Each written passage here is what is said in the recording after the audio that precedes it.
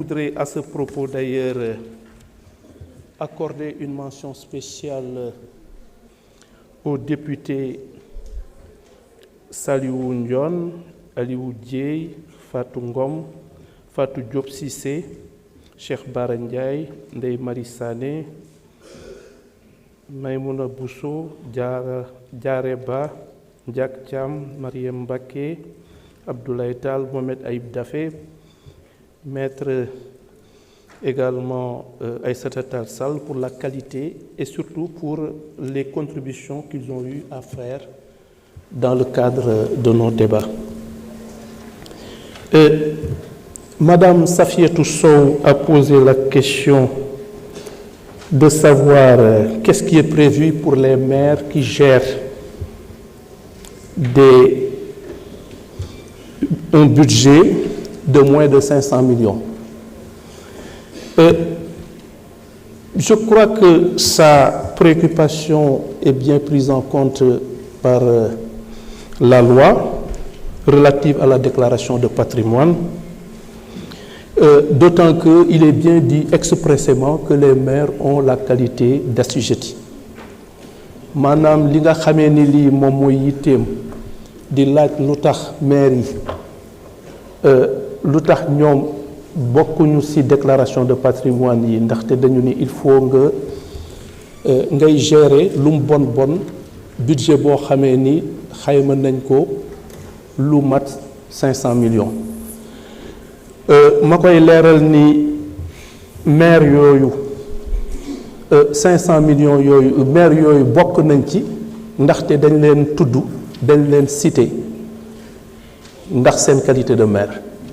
ñuy gérer budget boo xamee ni mat na 500 millions wala mu yées ko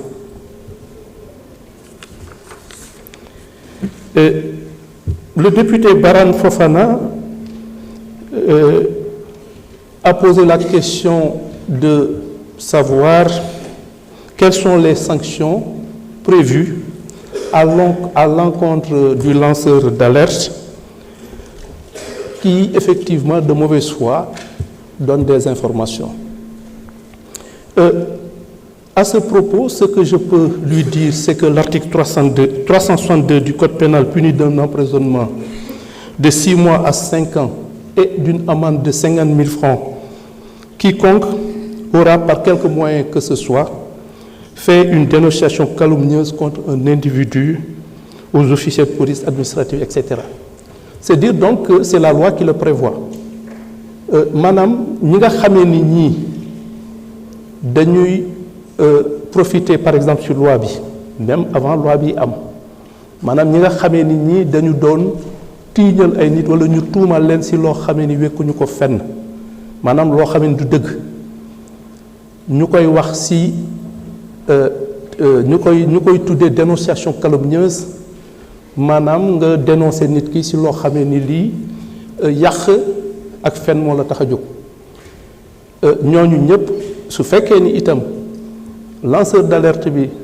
ki wax ni ki tudde boppam parce que lanceur d'alerte dañuy wax ni il doit être de bonne foi maanaam yéene bu rafet bu sell moo ko tax a jóg ki nga xamee ni kii nag yàq wala yàq der wala tuumaal nit ci lu mu fekk lu mu tegul fenn rekk ko tax a jóg su boobaa nekkatul lanceur d'alerte kooku yàqkat la te su boobaa itam comme di ma ko waxee yoon tëral na ay daan yoo xamee ni yii ay yaru yoon yoo xam mën na la dal moom mooy dénonciation calomnieuse. Madame Aïssata Tall Sall a posé la question, en fait, c'est étonné que l'article 1er ne définit pas l'alerte. Mais il faut dire que l'alerte résulte bien de l'article 1er. Et elle invoque un arrêt du Conseil d'État français de mars 1995. La réponse que je voudrais lui apporter est assez simple et claire. Si la jurisprudence a cru devoir définir l'alerte, c'est certainement parce que la loi n'a pas été assez claire. Si la jurisprudence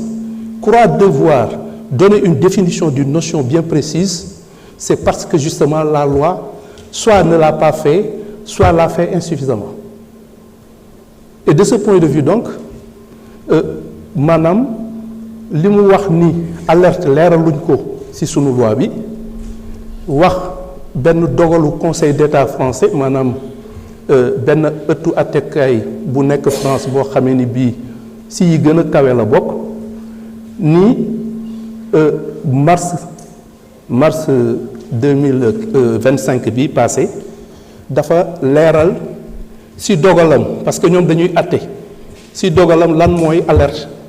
ma koy leeral ni su fekkee ni kuréel boobu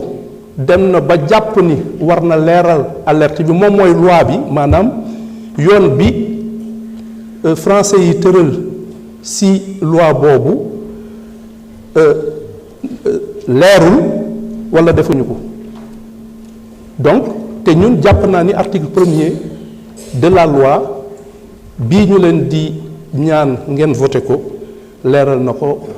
ci lu am solo waaye dama koy sant bu baax a baax ndax contribution la ndax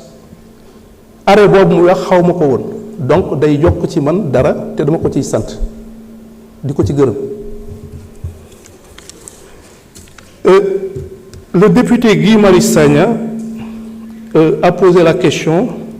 des fouilles corporelles intégrales aux détenus à leur admission dans les prisons. La fouille est une mesure de sécurité. C'est une mesure de sécurité qui est prévue expressément par la